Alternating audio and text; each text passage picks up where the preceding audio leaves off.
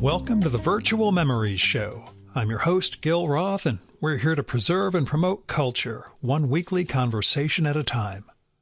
You can subscribe to the Virtual Memories Show through iTunes, Spotify, YouTube, Google Play, and a whole bunch of other venues.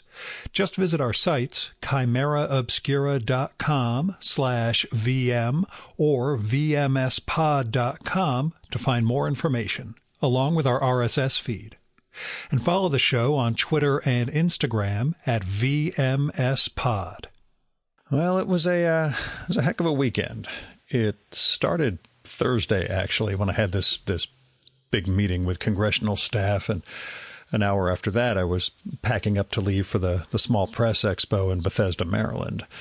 Except before SPX, I went to see a dying friend of mine. I've talked here before about my friend who got diagnosed with a aggressive brain tumor last February. I drove down to Virginia Thursday, crashed at a Courtyard hotel that night after 7 hours on the road, and then I went to see him the next morning because they had warned me when we were planning this that he might not have the energy for more than like 10 or 15 minutes of conversation. But we wound up going almost 3 hours. Now, going in, I was in heavy anxiety mode, didn't know what physical state he would be in, what his home set would be. I didn't even know if he was still walking or if he was, wheelchair bound or bed bound or whatever. But he's still walking, just unsteadily. But I promised myself going in we weren't going to talk about work, which is how we met through our trade associations. But once we got past that initial 10 or 15 minutes and had all this extra time, we actually managed to share some of the dumb stories that occurred over the years since we got to meet, and talk about some of the stuff I'm dealing with now that he's very thankful he doesn't have to deal with and never will.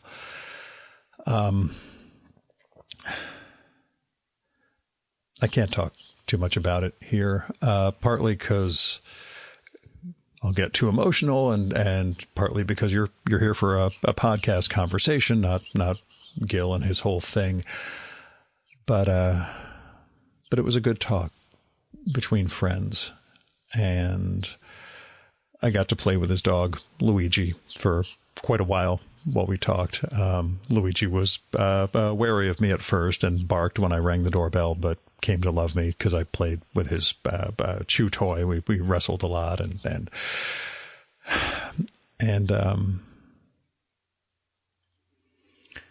when I was leaving, my friend and I, we hugged, and I looked at his face and his eyes, and it really hit me that this is probably the last time we were going to see each other. And I thought, at least we did, because we hadn't seen each other since before the pandemic. And even in the state, he's in and everything that's going on, at least we got to sit together and talk and share some memories. So after that, I drove up to Bethesda, Maryland. I spent the weekend at the Small Press Expo in a near constant state of activity. I tell myself self-deprecatingly that was so that I wouldn't have time to reflect on Friday morning's conversation with John, but I think it was also just the opportunity to be around so many people I know, and I don't know. I mean, I talked about the stuff with John with a few of my friends over the weekend when I thought the other person might be able to relate or help me somehow. And that worked out a few times. But really, it was just a weekend where I got to see lots of my comics pals and catch up with friends, get out of myself a little, Actually put a dinner together on the fly on Saturday night with two of my favorite podcast friends, Eddie Campbell and Paul Gravett, who've known each other for, 35 years by now. And we brought in 2 new pals, in Landis Blair and Emmy Griffin. And the dynamic was just a lot of fun. And I was happy to be a fly on the wall for most of it, because everybody else is much more in comics than I am. And I could make my little comments and quips, but it was just a joy to kind of observe the interaction. Not have to, just to observe, I guess. Although I made my presence known a few times. Anyway, I also managed to record 3 podcasts during SPX, lined up a few more that I hope to record at Cartoon Crossroads Columbus in a few weeks, as well as, some remotes. I did not get to sleep until 1 a.m. on Friday or Saturday nights, which is insane for me because I usually go to bed 9:30, and my voice is still shot from all the gabbing I did while I was there, as you can tell. But I survived it all, and I got home Sunday evening, I rolled right back into work mode, and here we are with this week's show. So my guest this time is Brett Martin. Now, Brett was on almost 10 years ago when we talked about his book, Difficult Men, Behind the Scenes of a Creative Revolution. Now, that book centered on the creators of prestige TV shows like The Sopranos, The Wire, Deadwood, 6 Feet Under, and Breaking Bad. It's an absolute blast. And what was particularly fun about recording with Brett back in 2013 was the weirdness of the fact that we did that at my in-laws' dining room table. I see Brett lives in New Orleans, and my wife and I were down in Des Allemands, Louisiana for the holidays, and he came out to record with me and also score some catfish, which was reason enough to come out from the city. So now Brett's back with the 10th anniversary edition of Difficult Men, which features this wonderful new preface from him, which is about, everything that's happened since, because that book came out just before streaming really took off, and that created a whole new model for TV and prestige TV. And there's also just the cultural changes and acceleration, I'll put it that way, that's led to more diverse writing rooms, more diversity in terms of the sorts of voices that come out in shows now, and we'll put it this way, different standards of behavior than govern some of the aforementioned difficult men. So that preface does a wonderful job of capturing all that's changed and all that stayed the same, since some parts of business and human nature are seemingly eternal. And since the book is coming out while we're in the midst of strikes by the Writers Guild and the Screen Actors Guild, who are both trying to repair some of the damage caused by the streaming wars and preserve their own future, we figured it was high time we reconnect. Now, I couldn't get down to Des Allemands this time, so we recorded remotely, but it's a pretty fun conversation. Now, Brett has written about a lot more than just TV, especially over the past 10 years. So this conversation goes to a lot of places. I will say one of the things I most love about reading Brett's writing is his great curiosity about his subjects, which comes out even when it's Derek Jeter, who he hates. There's a degree that he wants to learn, and he wants to convey what he's learned in what I think is some really beautiful writing. So anyway, go get the 10th anniversary edition of Difficult Men in paperback. I believe it's from Penguin. It's an education in what goes into making TV and what it was like to work with some of the creators of the great shows of what was a golden age, and what it means to treat people like they matter. We'll put it that way. Also, check out Brett's bylines in GQ and elsewhere, because, like I said, his profiles, interviews, and articles are just dynamite. So here's Brett's bio. Brett Martin is a longtime correspondent for GQ and a 3-time James Beard Foundation Journalism Award winner. His work has appeared in Vanity Fair, the New York Times Magazine, The New Yorker, On This American Life, and in multiple anthologies. He lives with his family in New Orleans. And now, the 2023 Virtual Memories Conversation with Brett Martin.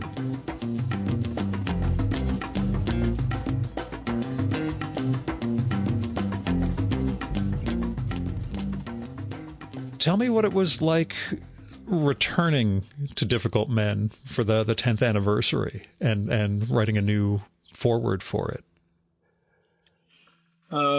Which is incredibly vague and an open question, and we could talk more specifically after. But well, let's just talk about what it was like to be 10 years down the line first, I guess. It's funny. I turned 50, which is another time you look at the round number. Somehow the anniversary of this was more startling to me in some ways. It's been an eventful 10 years, I'd say, both in the subject that I wrote about and in the world and in my own life. So, it was like, in some ways, this is the most boring thing I could say, is that it felt both long and short. It felt like it had no time ago, that we were sitting and, doing our first interview on this moments before, and also that it was impossibly far in the past. And that's true of as I say, of television itself, of a whole lot of things. So it felt kind of alien to me, as a book, in some ways, to come back to. And, but, I also, and I had enjoyed, frankly, watching television as a civilian for the past 10 years. And, I like non-combatant, but yeah, civilian's good too. Yes, exactly. Right. Turns out that, that a lot of people can just watch that way. And it was kind of wonderful. So, my focus had shifted, as far as what I've written about. I've lost the thread of the question, other than to say that it was interesting. It took some sitting down and thinking about whether I had anything to say about it. At the same time, it struck me that the 10 years was sort of, a pretty neat number in how, and I think it only has become more so as we've seen, the strikes and the sort of Hollywood implode over the last, basically the year since I wrote the preface has only sort of reinforced the sense that these 10 years kind of close a certain circle that, without knowing it, I had, I'm going to mess up the shape metaphor, but close the circle that the book sort of either began or ended, or, it was the beginning and the ending of something that we are now seeing another cycle of beginning or ending. If that makes some sense. I don't know, and we'll get into a bunch of those changes and both what you characterize in that preface and then what we're seeing now in this very strange era we're in. But when you look back at the book, do you, and this will be a weird one, do you sort of recognize yourself in the writing? Or were there moments of, I cannot believe I wrote X, Y, or Z, or wow, I used to be able to write like this. Was there any of those sorts of experiences? Always I find that to be the case.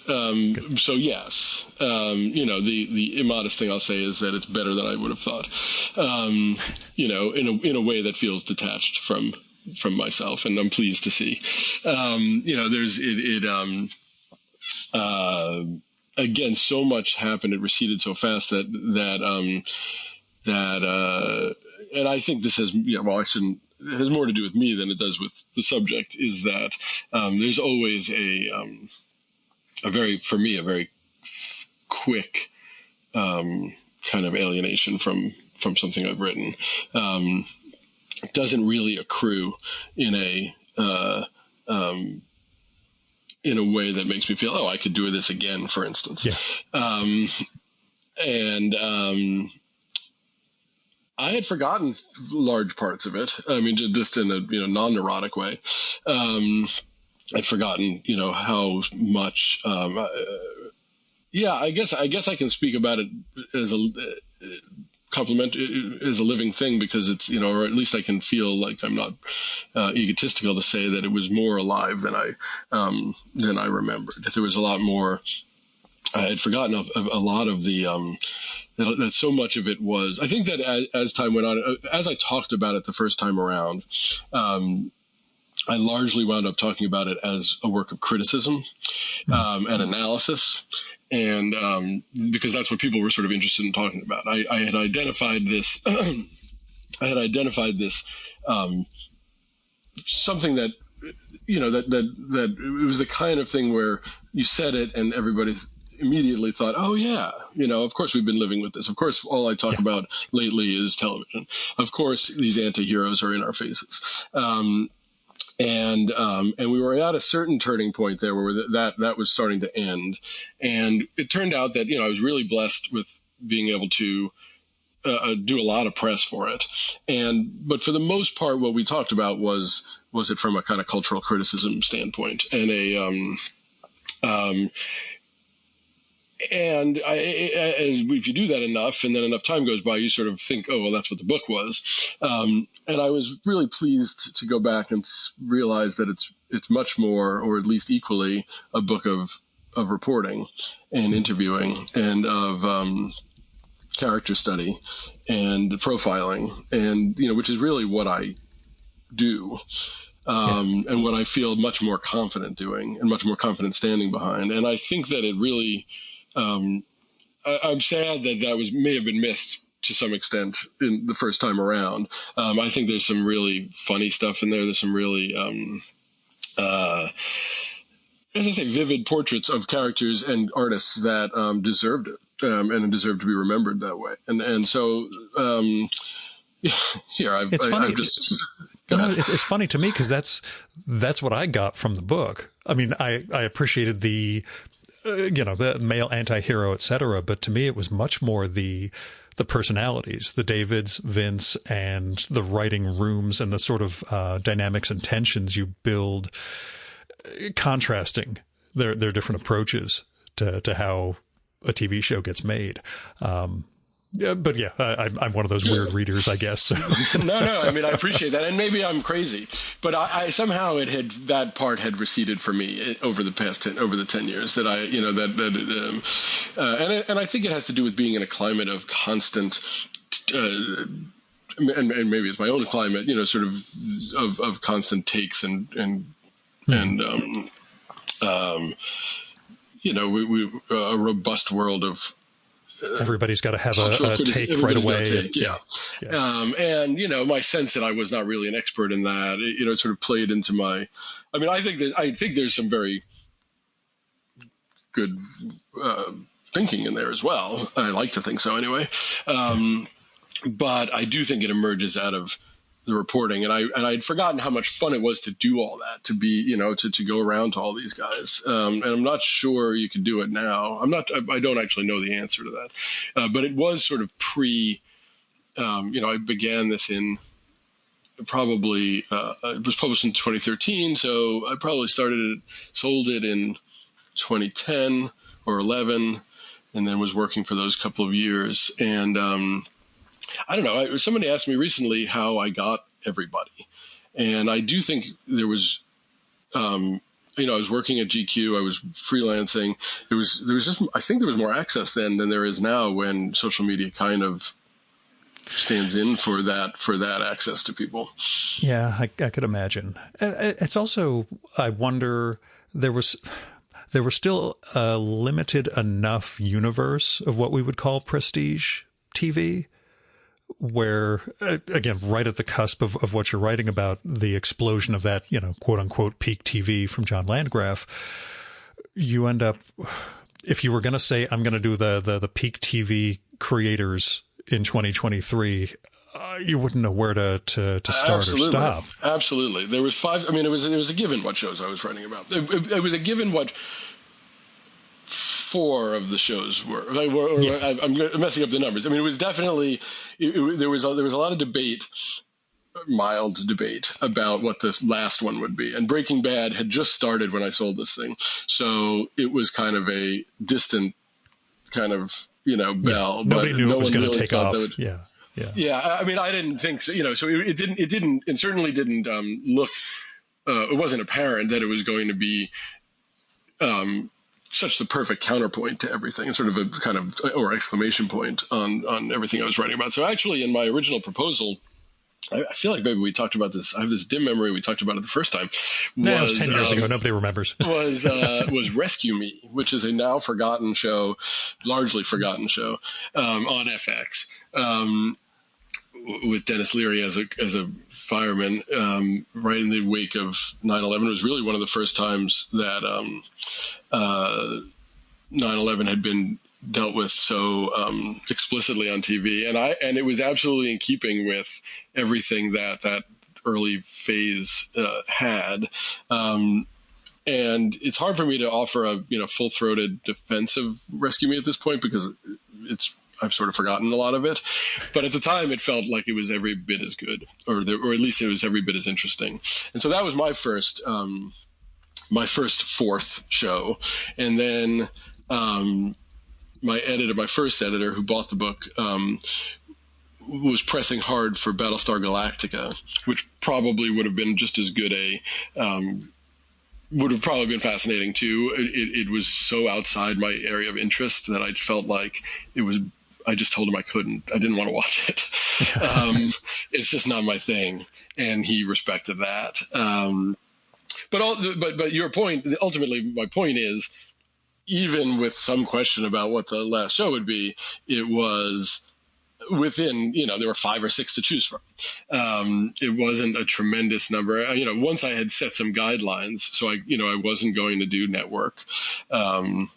So that meant, the Lost and The West Wing, and sort of these shows that were ambitious in their ways on network TV were out. And more importantly, and probably more of a mistake, was I wasn't going to do comedy, I wasn't going to do this whole other shelf of innovative television that was obviously related, obviously kind of came from the same forces, but was just too big another world to tackle at the same time. So once those were out, yes, the whole point was it was still a small band of kind of sort of renegades, or renegades working at corporations that was making this still fairly risky stuff. And you're absolutely right. But even by the time it came out, it would not have been obvious exactly what you'd write about. And then now, to say that I've watched, and this is my, the dirty secret is I haven't watched much. I mean, nobody could have watched it all. I've watched what I caught, over the years. And it's very hard to have a coherent sense of where the great talent lies at this point, or even, where it's happening, because Peak TV, which John Landgraf, has been shouting about for however long, it's about triple the size he thought it was when it was peak. Yeah. Yeah. It came for us, and it's a difficult, world to kind of even get your arms around. So yeah, I feel really lucky in that way. It was, I knew who to talk to. I knew everybody who I needed to talk to at that point, which is wild to think. It's a, we'll say dirty secret, like the email that I do every week. And even on the show, I never talk about what I watch, because the moment you mention one show, you're either, you need to watch these 10 other shows, or you're worse than Hitler for not liking this show. I basically, all I tell people is my wife and I just sit around watching 70s sitcoms now, like Barney Miller and Mary Tyler Moore, and we finished Newhart, which was terrible. The 5th season of Newhart was the original, was god awful. But we do have a question. Oh yeah, well, they renewed Newhart at the last minute after season 4, and they cobbled together a season. Bob Newhart was actually off touring with Don Rickles for part of it. So like 5 or 6 episodes are just him on the phone, and they're trying to have a plot without him. We're currently doing Taxi, which is why we added yet another streaming platform. But the question I have for you, skirting difficult people for the moment, or difficult men for the moment, MASH, which was you've mentioned being your comfort show over our first 2 conversations. This is a joke I cannot tell on audio, but I will try. Is that I can't. It doesn't really work, but it's MASH is my X star A star N star A star X. Go on. Sorry. Yes. I do. It is the warm bath. Your favorite period? Because I thought going into this rewatch, I thought the early ones were going to be kind of immature and silly, and it gets better as it goes on. I'm more inclined now to Wayne Rogers, McLean Stevenson, into the first 2 Harry Morgan seasons. As difficult as Larry Linville's last season was, I'm starting to think that's when the show was better, that it got too important as it progressed. But tell me your take before people start shooting us for having opinions about a TV show. No, I think it's funny. I mean, isn't that as you get older, it's like you like the early Beatles more. You like, or I shouldn't say you. One May, that grandiosity feels less attractive than sort of sublime pop. They still had important episodes, like even those early days. They still had Hawkeye losing his mind and trying to stop the war, but it wasn't. It had a different vibe to it, I guess. I'm just I have such fondness and affection even for that foible. That I kind of love the last ones too. I think I love BJ.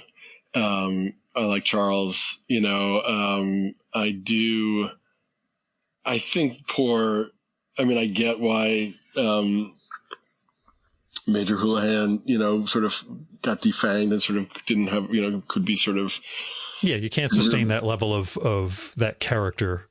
Right. That long. That doesn't work over too many years. But yeah, I don't know. I'm not rational about it. I mean, I'm not critical about it. I completely understand and I agree that there's something.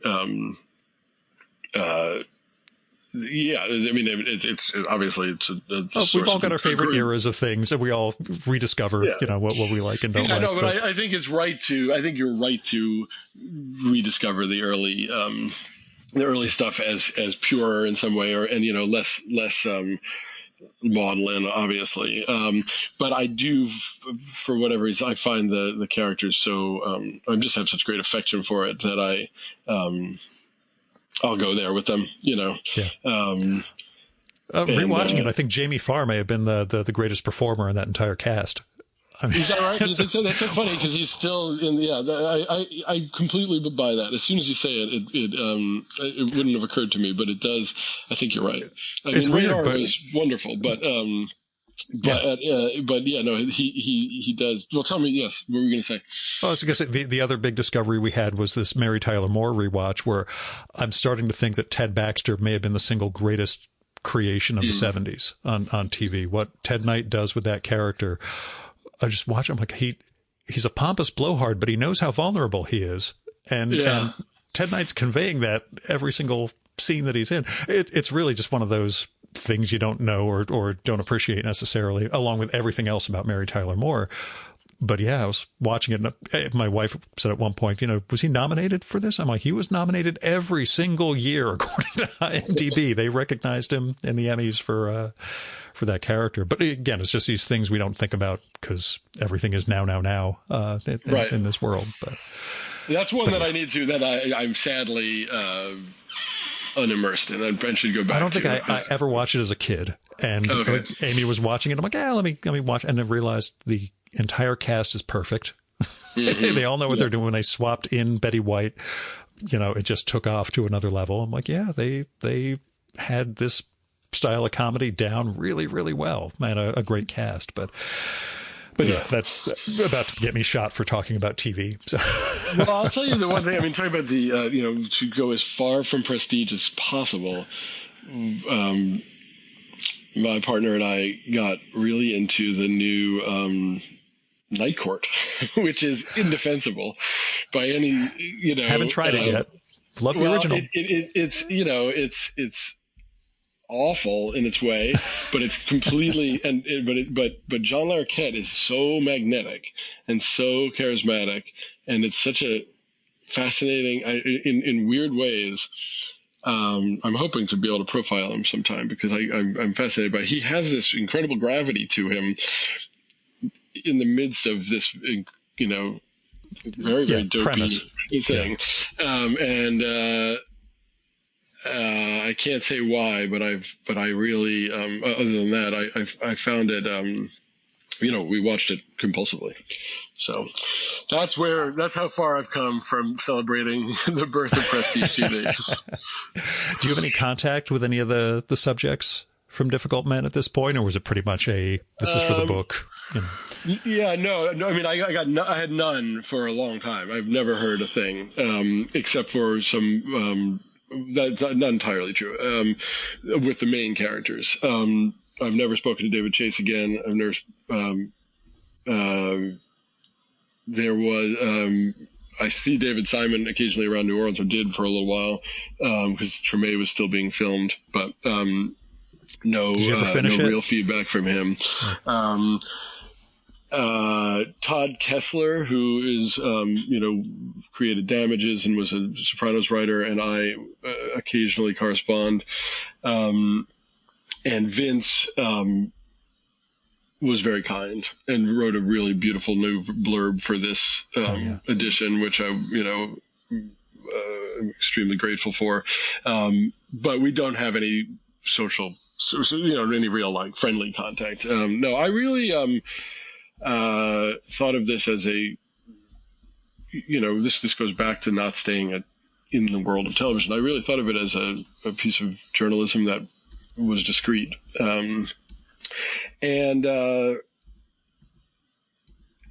Of course I'm curious and was curious about, their take on it. You didn't hear any, that son of a bitch, I can't believe he said, yeah. The only thing I ever heard, and I don't know if it's true at all, but was that at some Emmys or something, Chase apparently went up to Vince Gilligan and said, "How come all of us look like such assholes except for you in this book?" And Vince said something like, "I know, I love it." But this is reported to me perhaps third hand, so I don't know if it's true or not. And I don't know. I don't know if Chase was smiling or not. I don't know. I mean, these were big.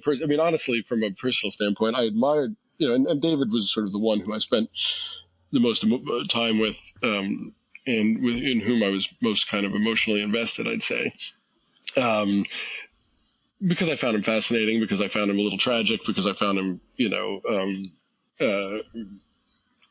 the question of this very specific personality negotiating and navigating this creative landscape and his own, unhappiness really interested me. And if I had to boil down one thread of the book, it was, can David Chase be happy with what he's done?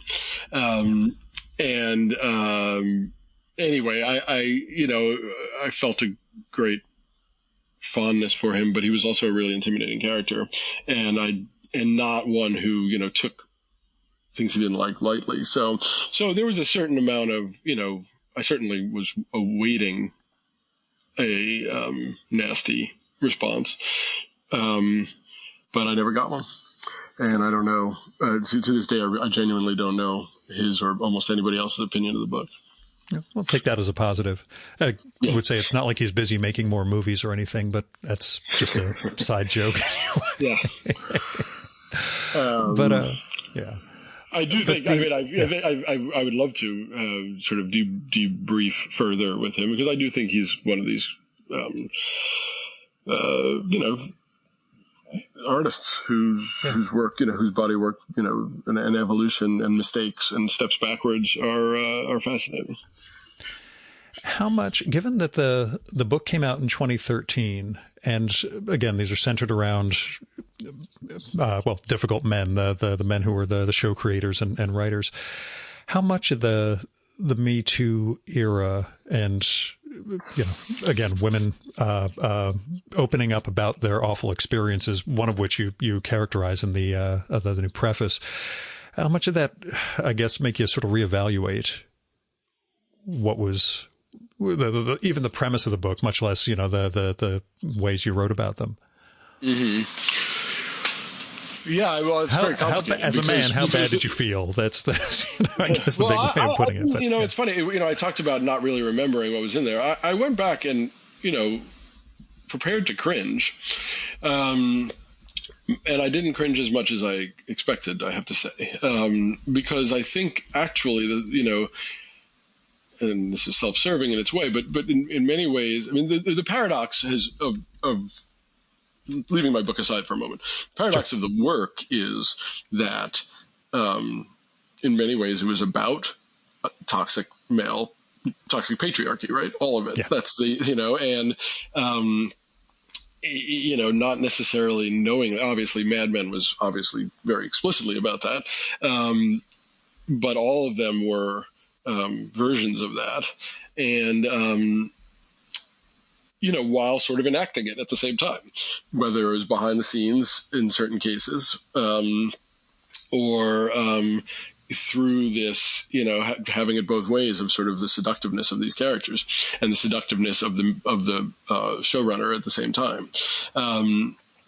But I do think you can go, and I think if you look at the I was telling those stories. I was not in a position to tell the stories of, and I totally, I write this in the preface. There is a woman who later came out and accused Matthew Weiner of harassment in the writer's room, right in the midst of Me Too. It was somebody who I knew about, whose story I'd heard a little bit about, who declined to talk to me, on multiple occasions, and then later got in touch after she had come out, and we finally got to talk about it a little bit. But I, was aware of why she wasn't talking about it then. It was, I was not in a position to tell her story in a way that was going to overcome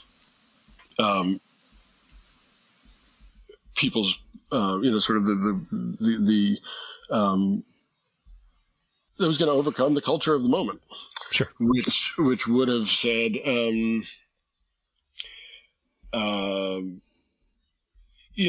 at worst would have said, well, that's the way it is, and would have made the argument that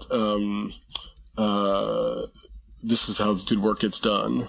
And, certainly would not have rewarded her for coming out and telling her story. I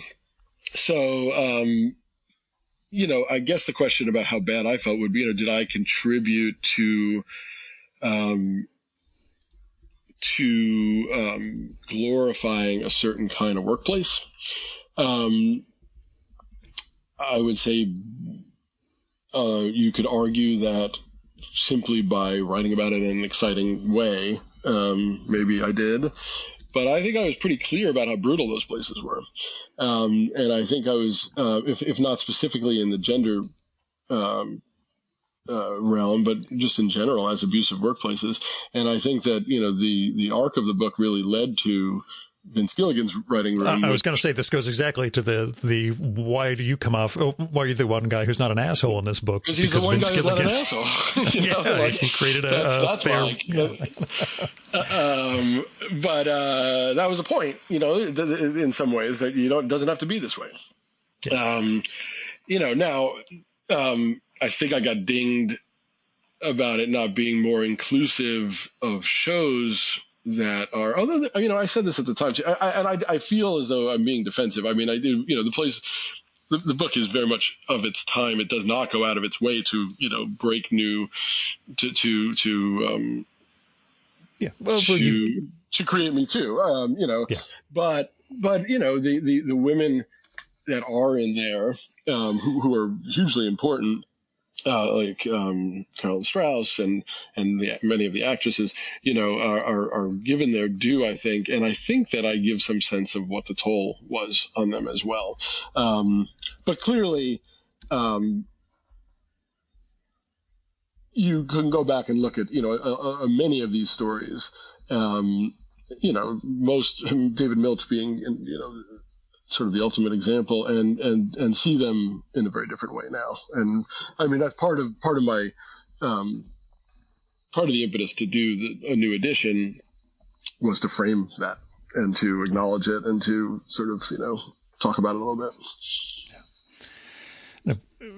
Because of the particular time in which we're recording, also when it comes to TV and movies, we're looking at this writer and screen actors strike, which is inextricably tied to the streaming era and everything that takes off just after Difficult Men comes out, which, again, you talk about in the preface, that in a sense you're writing just as the book's about to come out. James Gandolfini dies, which is symbolic of the Prestige TV era, and Orange is the New Black is coming out, which leads us into this streaming world where we get all these non-white, non-male voices and a whole proliferation of programming that, well, while it's incredible stuff, we're now looking at, I hate using the term sustainable, and I hate anything that comes out as sounding like it's on the studio side, but this overall idea of what streaming meant, what this proliferation of TV meant, and what is usable, what is keepable, and what's, where our audience is, I suppose, which isn't a question so much as this vague jumble of words. But I guess tell me about streaming and the strike, where what you're seeing or what your takes are. Yeah, well, I mean, again, I'm not a TV business reporter, and I'm not, a Hollywood reporter really. So, my knowledge of it is the same as far as, I know the basic facts. What is striking to me, well, I'll tell you where I was wrong. My optimistic view was, if you look at Difficult Men, or the arc of Difficult Men involved this moment where business and art had the interests of business and art briefly there was a brief confluence of them, and that's sort of the case it makes, which is that this fragmentation of media created a world in which, in order to survive, you needed to have an identity, and in order to have an identity, you needed to have original programming, and in order to have original programming, you needed to empower artists. That was sort of that's the simplistic thumbnail of it, and what you watched happen over the course of the period that I wrote about was that this the locus of this moved around because HBO established itself, and then basic cable felt the need to get in, this for the same reasons. And then FX had established itself, so AMC did it, and this, again, we're talking about a much more limited world. It made sense for it to move, and my sense at the end of that book is it didn't really matter where it was, as long as it was happening. And the promise of streaming was that it was another iteration of that, that it was going to be, as long as, and it was, in fact, it was obviously intensifying because there's more and more players in the game, more and more money, more and more incentive to create identity and distinguish yourself. If they weren't idiots, they would, certainly some redistribution of wealth would continue to happen, but from corporations to artists, and it doesn't take a lot to make artists happy, or not a lot by Apple mobile standards, standards. Netflix standards or whatever.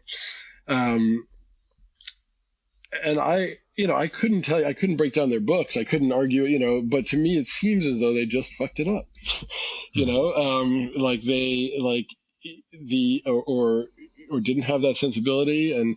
And what's depressing and striking is, how many of the very specific conditions that I outline in my book as creating the sort of fertile ground for great art are exactly the things that they got rid of or that are under contention now, the writer's room, which they're trying to shrink, 13 episodes, seasons that go on and can tell longer stories. I'm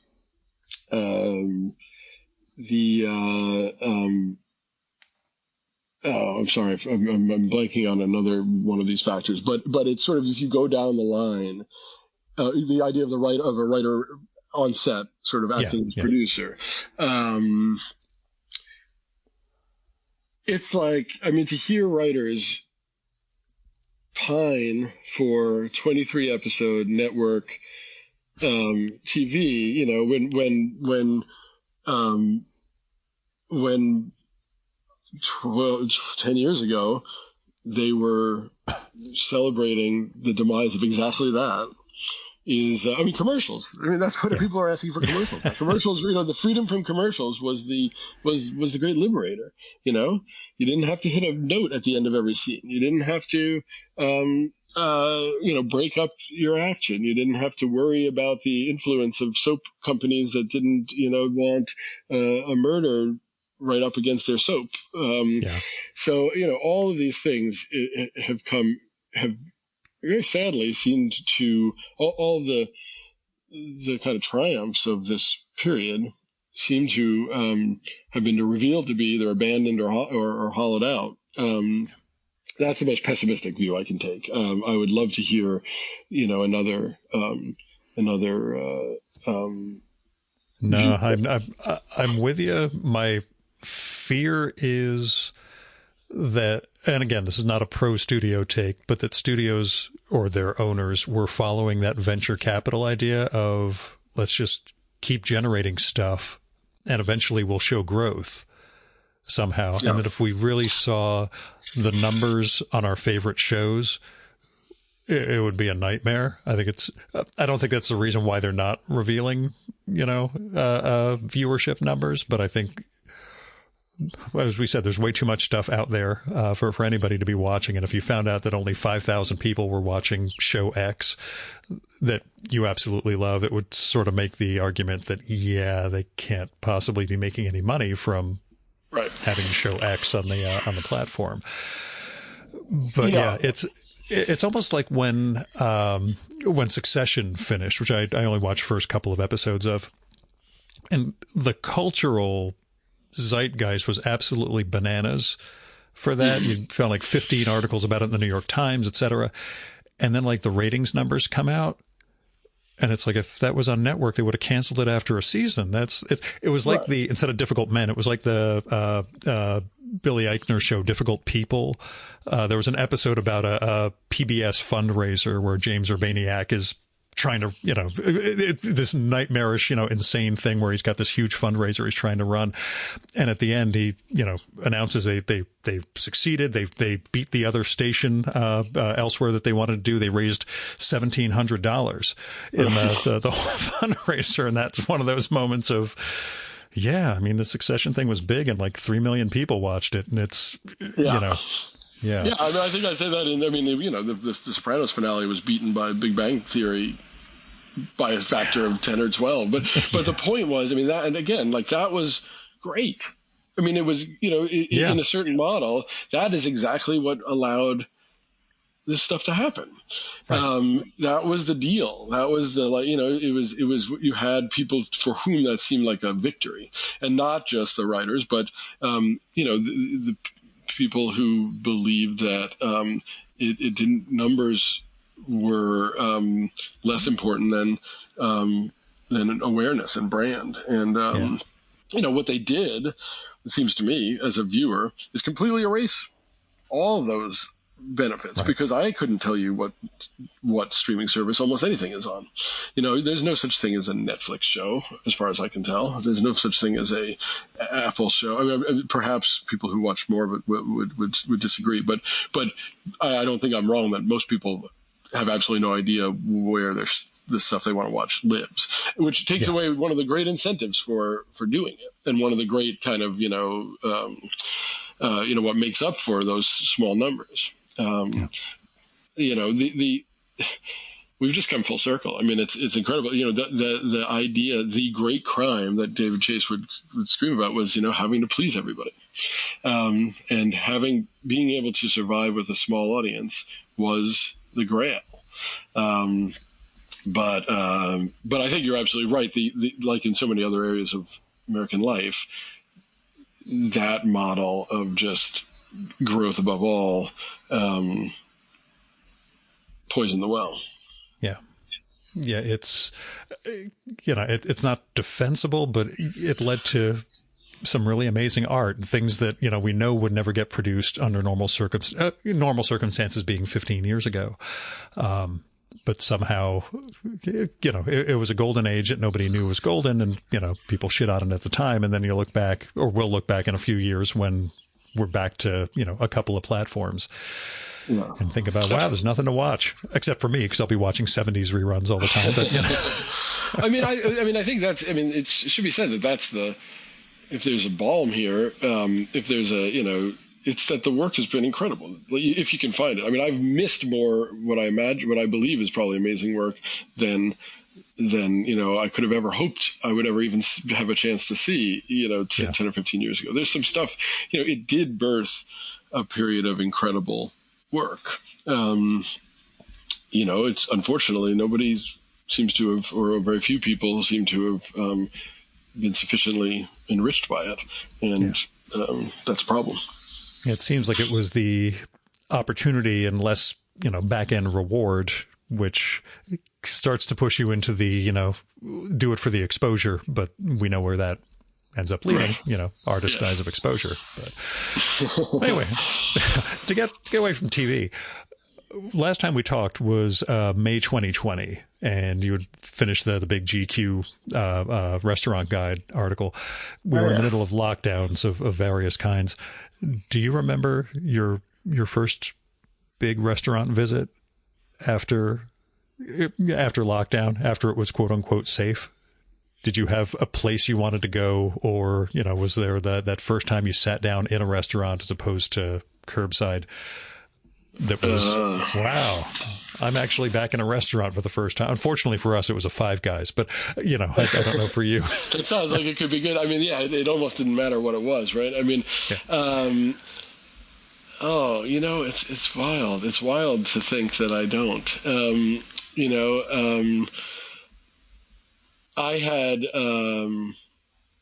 I had been reporting a little bit on restaurants by that point, so I'd been in them, but not eating. Even though first of all, Louisiana opened up much, much more quickly than I'm sure where you are. So by August, people were eating in restaurants. When did we talk? May 2020? That's amazing. Yeah, I was looking it up. I actually listened back to it in case there was something embarrassing that came up. But yeah, it was May 2020 we spoke. So,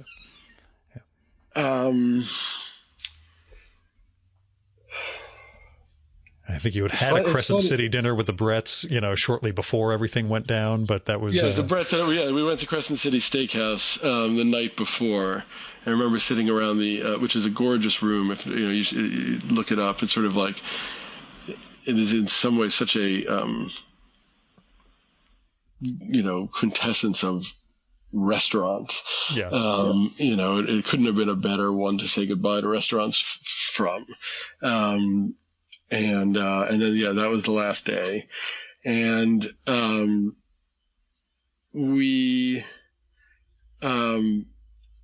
and I had come back, right? I had been doing sorry to reconstruct this on air here, but I had eaten that in the previous months, as it happened, 100 restaurants, because I was traveling everywhere working on Best New Restaurants. It's wild because I have a very distinct emotional memory of several times where I was back in a place with my family when the Bretts got back together. I think we were at Charlie's Steakhouse then, which is a terrific sort of similar place here. But the specifics elude me, which is really weird. I'd have to think about exactly where it was. I remember being at Frenchette in New York, seeing my good friend Riyad Nasser, who is one of the chefs there, and they're all attached to seeing the people. I will say,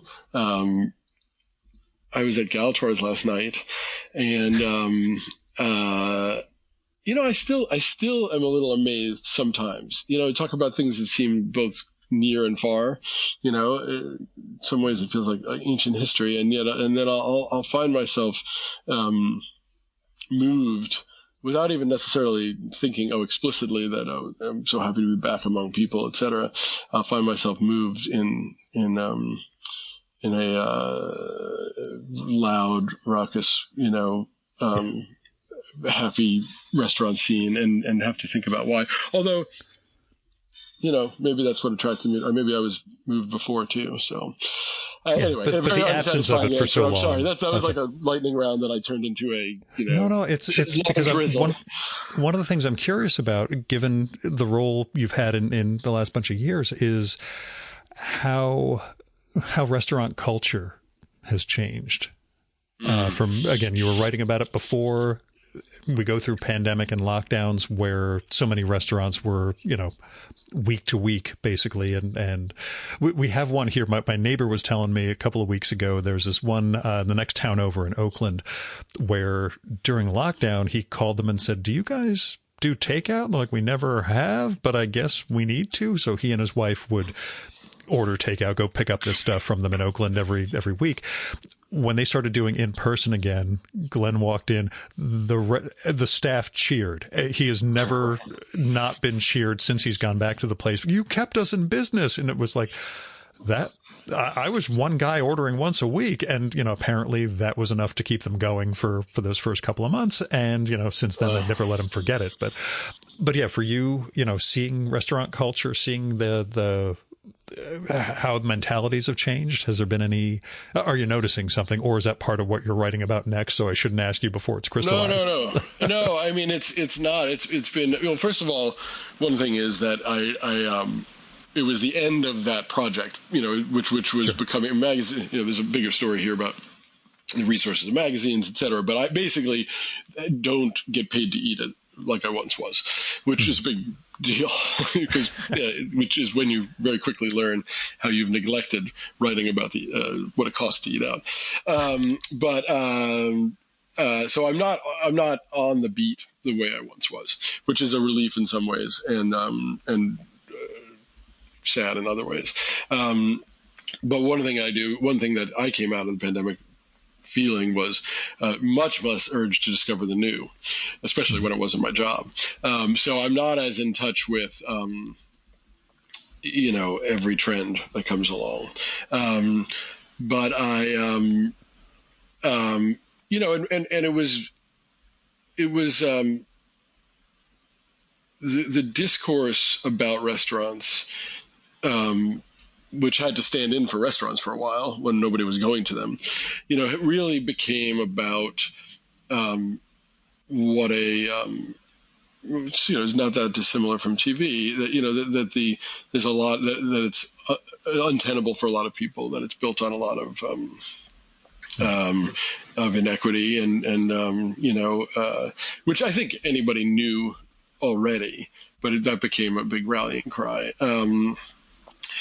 I think, and then there was a long period when it became sort of gospel that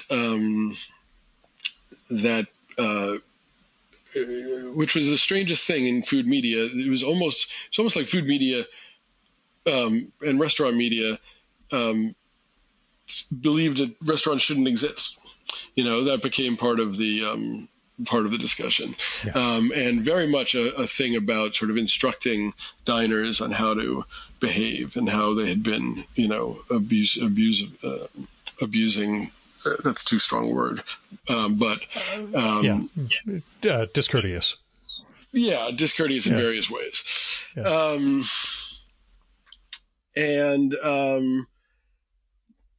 I'm sorry, I'm thinking as I go. At the same time, very much the way that, all of this, you talk about the numbers of a show, that 3 million people watch. I mean, that's a huge success. But, it becomes very clear when you are, again, a non-combatant. I wouldn't call myself a non-combatant, but I'm, sort of in reserve, that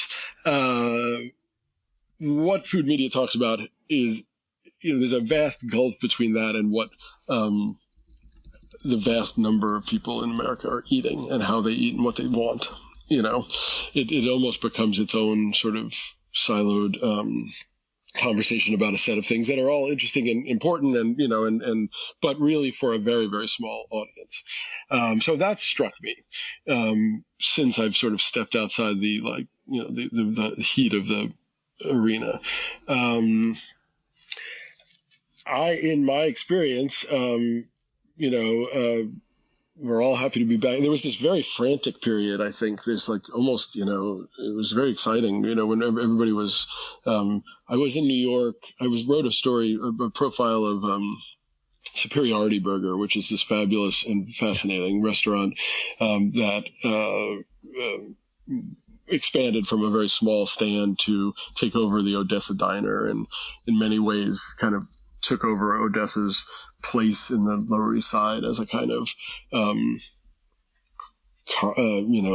locus of what downtown New York means right now.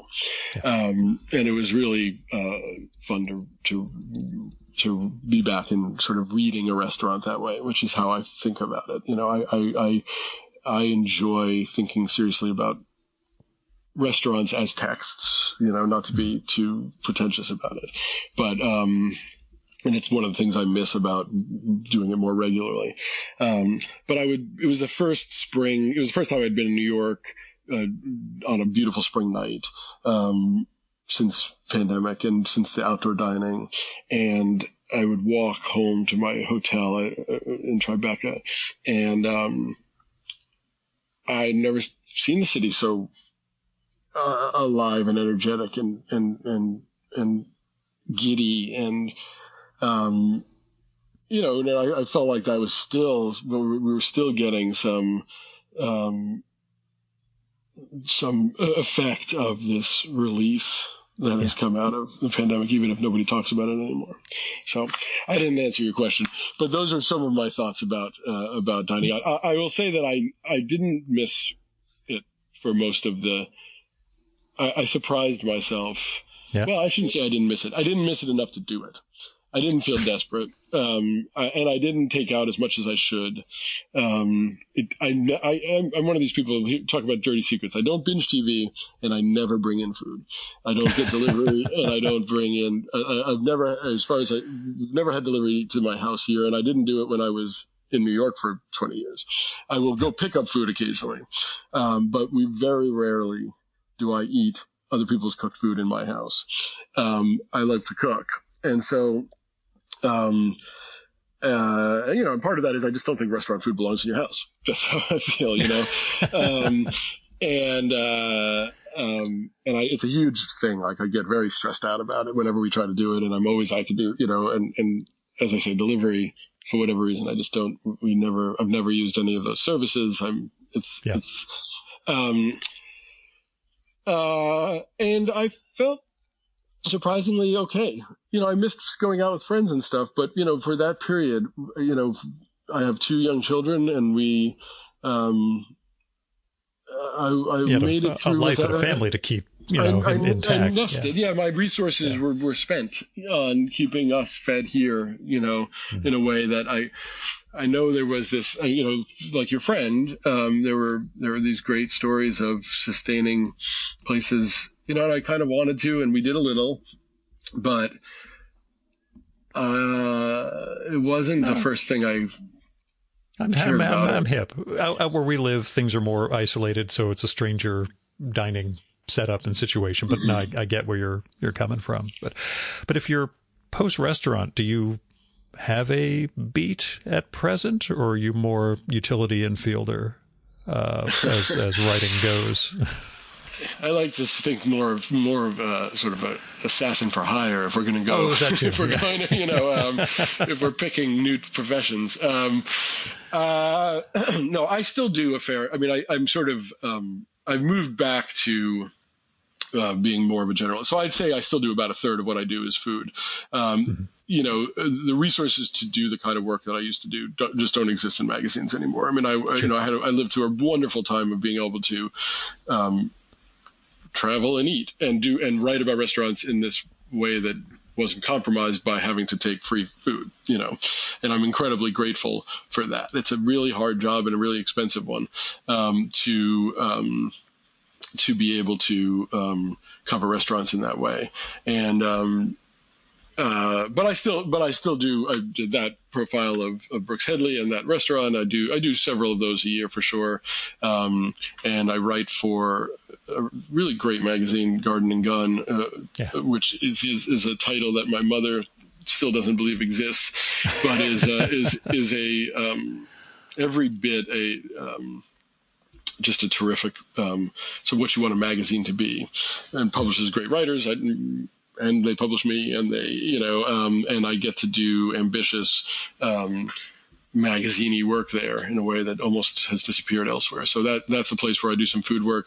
By coincidence, a set of coincidences, I've written a bunch of music stories lately. I spent a long time writing a pretty big New York Times Magazine profile of Preservation Hall here in New Orleans, and Preservation Hall's history and its relationship to race and the complications of New Orleans sort of culture and outside consumption and white ownership. And it was a beast of a story to kind of get my head around. But that was last year, writing a story about a punk rock museum now, and a profile of a famous country singer. So that's been, I don't know, that's taken over a little bit more of my beat. But I'm also, open for business. I'm a little underemployed, to be perfectly fair. And I'm looking for really what I would,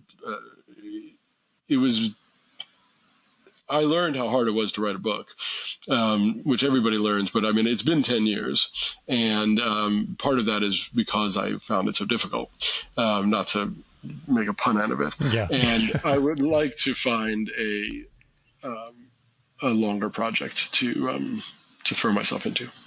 Well, as I joked with you in 2020, don't do it about itinerant podcasters in suburban New Jersey. It's really just not a fertile area to write about at all. But you never know. We'll uncover some stuff. I'm sure. But it's a weird question, but it struck me reading a few of your profiles, like Derek Jeter and Jose Andres and the like, as well as we'll say celebrity figures. What have you learned about interviewing? What do you look back at? And just leave that, because I clearly haven't learned. I keep talking over the question. No. Well, it's funny. My answer is going to sound like it's a response to that, but it's not. I had reason to think about this, because I have to say that I have grudgingly come to accept that I'm good at it. And I say grudgingly, I'm being self-deprecating, but I do, I say that because I don't, in general, my process is fairly chaotic. And I don't, while I manage to turn out work, I rarely feel as though I've learned anything about how to do it. This goes back to one early question. about it accruing to, your sense of competency. And I do find that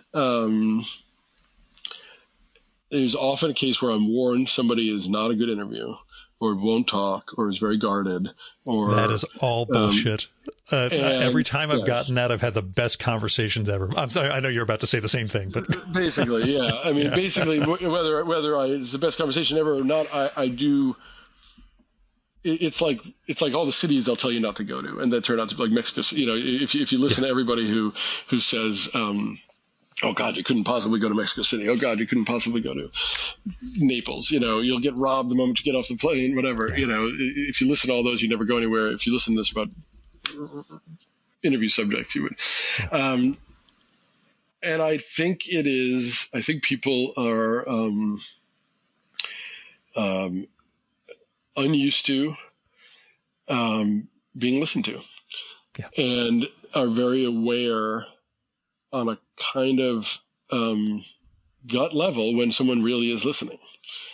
And I think you can hear that over the phone in a weird way. I feel like there's an energy that you'd think it would be the prerequisite for everybody doing interviews. You wouldn't think it would be that hard.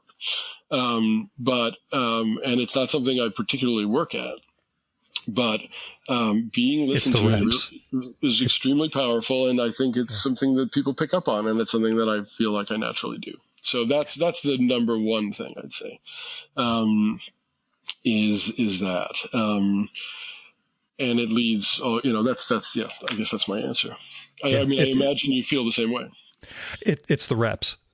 I don't think I was as good when I started, and for me, so much of it was in person. So doing these in person and then realizing, just shut up, let them talk, let them know that you're listening. You're not faking it. You're demonstrating that you're listening. It is tougher in this, for me, it's tougher with the audio only, but, Sure. Just yesterday when I was recording with Bill Griffith, we touched on some really heavy stuff for him, and I knew completely Gil, just let him talk. Let him not talk. Let's just leave. You don't need to fill any space here. The flip of it is, in relation to what you were saying, this carries over into at least my professional life, if not my personal. I had a lobbying meeting with a key legislative staffer who I was warned beforehand keeps everything close to the vest, doesn't reveal anything, doesn't talk. And my lead lobbyist came in with me, and he came out of that with, I don't understand what you just did in there, because she talked about everything. You guys really had this rapport and this great conversation. And I told him, I was very versed in the subject we were going to talk about, which is a big area of hers. And B, I sort of did this thing with my face with my lobbyist, and I was like, this is what I do when I'm doing the podcast, Brent. You just let the other person know that you're listening and not waiting for them to stop talking. And he just, oh, that's how you do that. I'm like, it's something it's not just internalizing it, but making sure it's you're signifying that you care. But but for you, I mean, the challenge as a Met fan of sitting down with Derek Jeter is something I find really admirable. You know what? Times is hard. You can't say no to certain things that you might have at a different time. That was the word. I mean, that's like I was joking. It's the best call. Yeah, but still, you've got to cover. And the right fist comes in, it's Derek Jeter. I don't know that I did anything there. No, he's a very guarded personality to begin with, and I don't know how much he's there. Profile. I don't think I penetrated, but it was comfortable, which is something. I think of him very much as a Yankees guy. He was very much in the Michael Jordan school of interviews.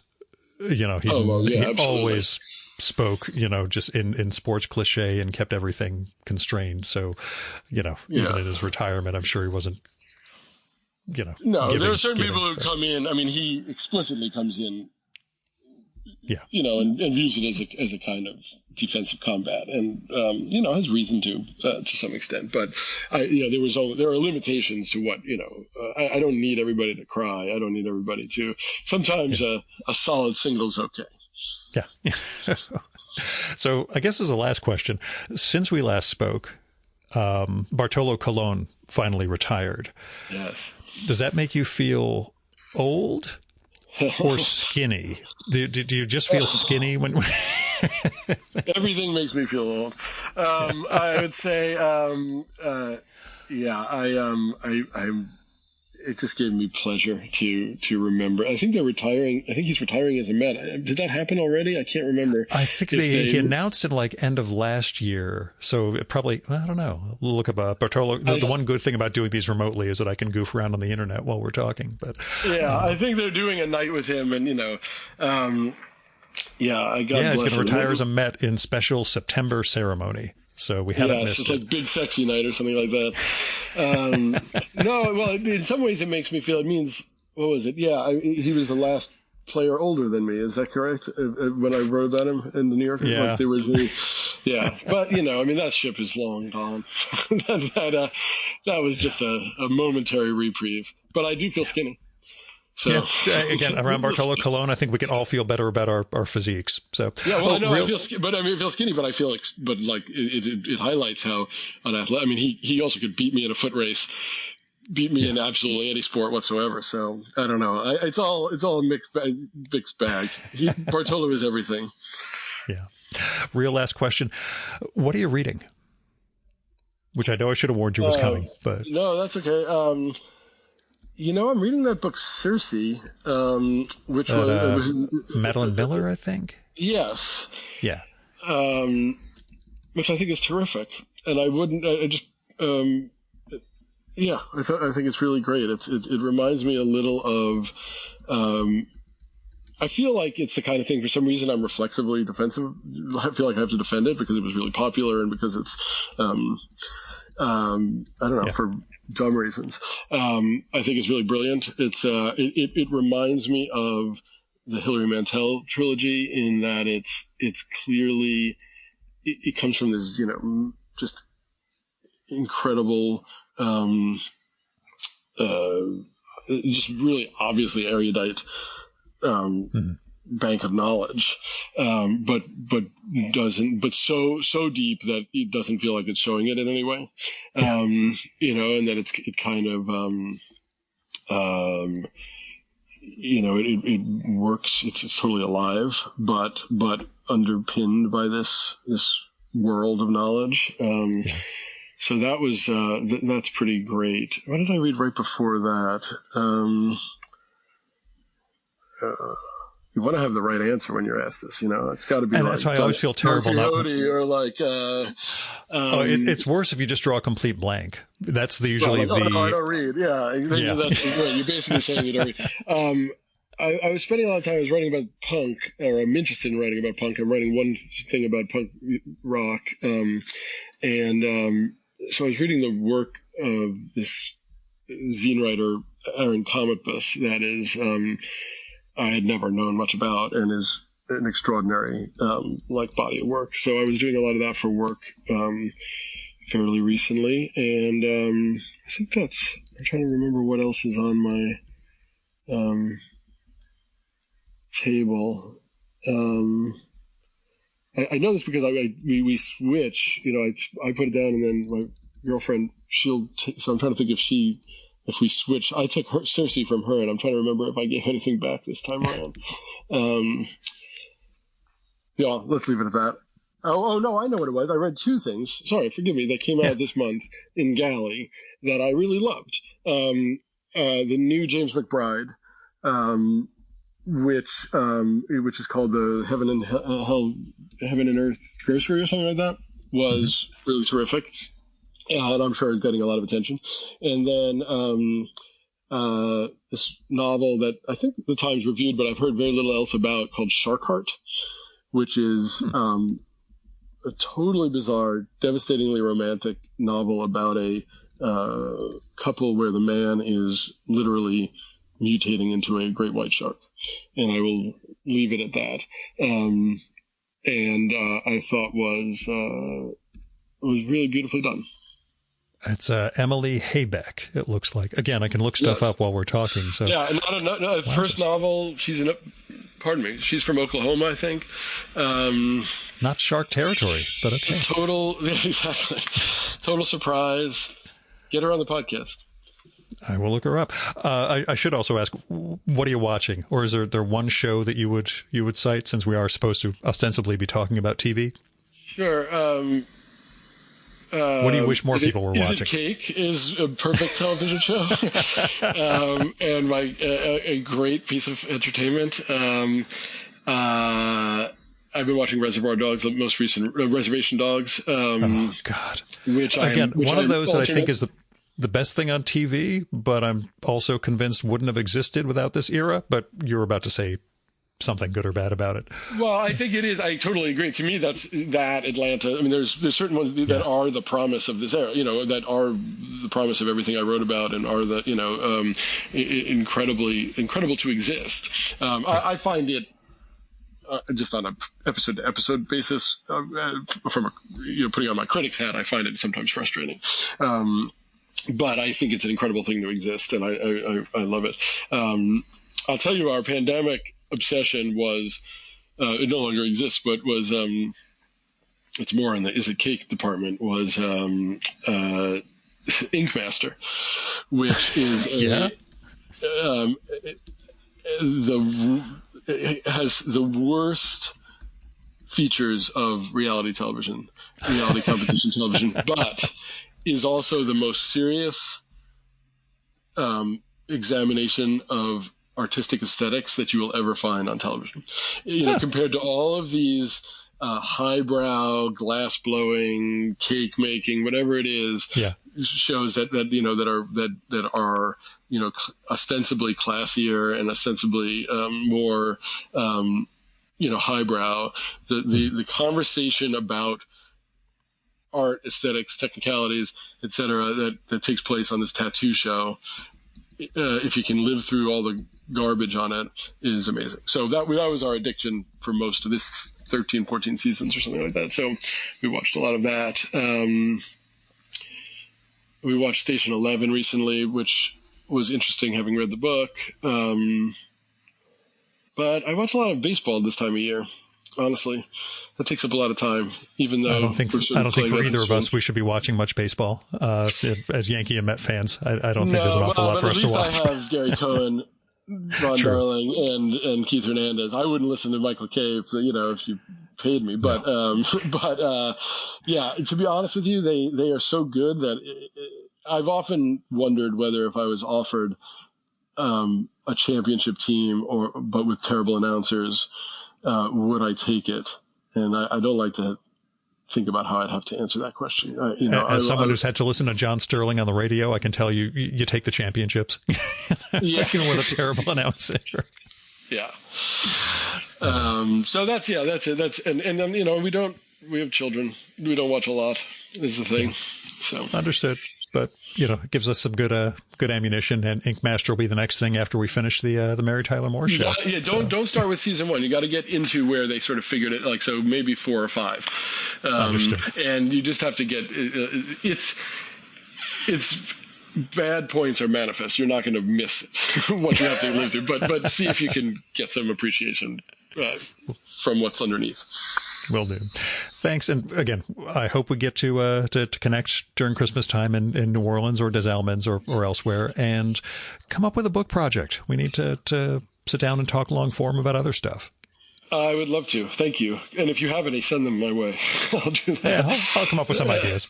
We'll talk soon, man. But yes, we'll have Catfish for sure. Awesome.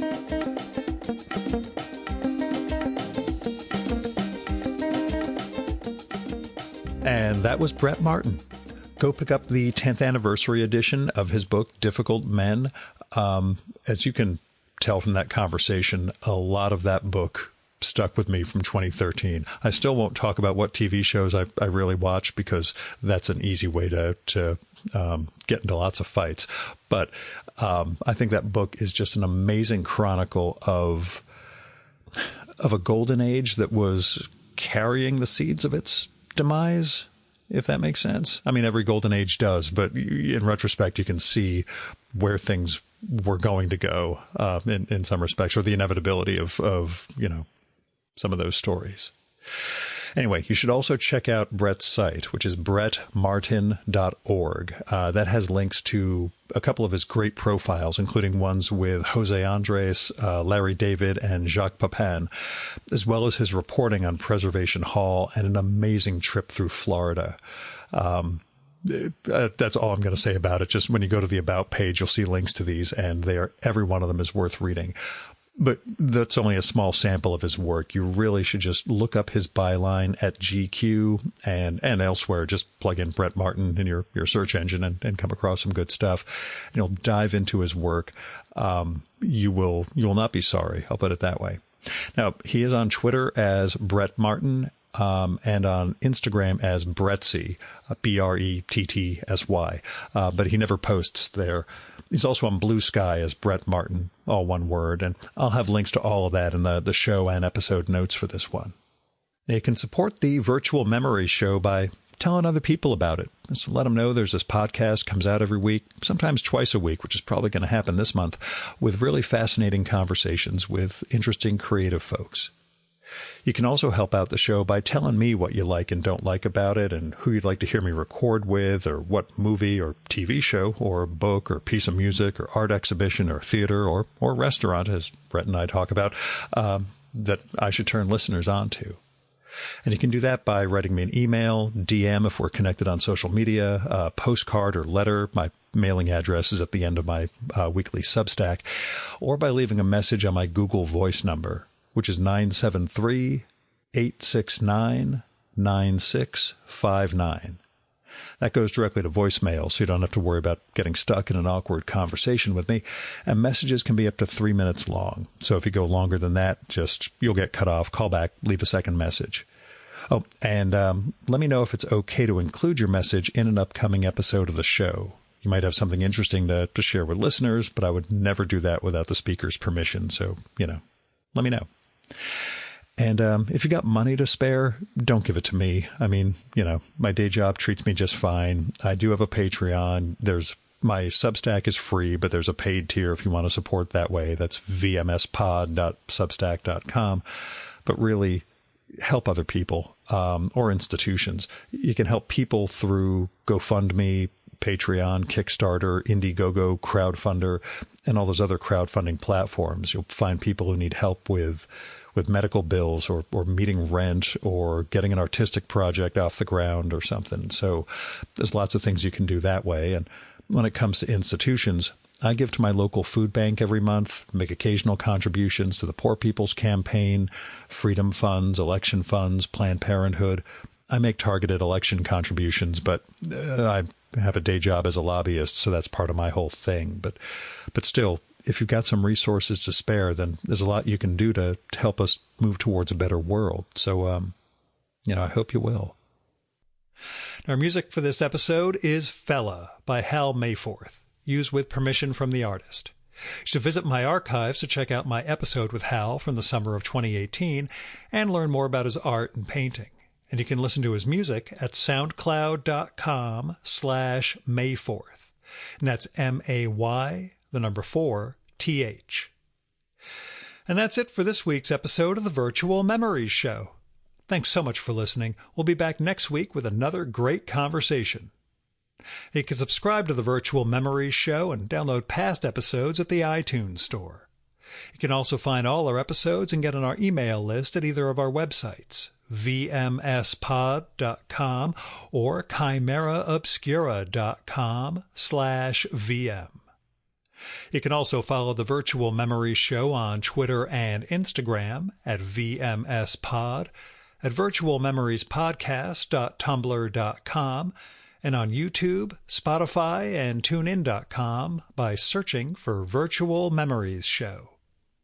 And if you like this podcast, please tell your pals, talk it up on social media, and go to iTunes, look up the Virtual Memories Show, and leave a rating and maybe a review for us. It all goes to helping us build a bigger audience. Now, you've been listening to the Virtual Memories Show. I'm your host, Gil Roth. Keep reading, keep making art, and keep the conversation going.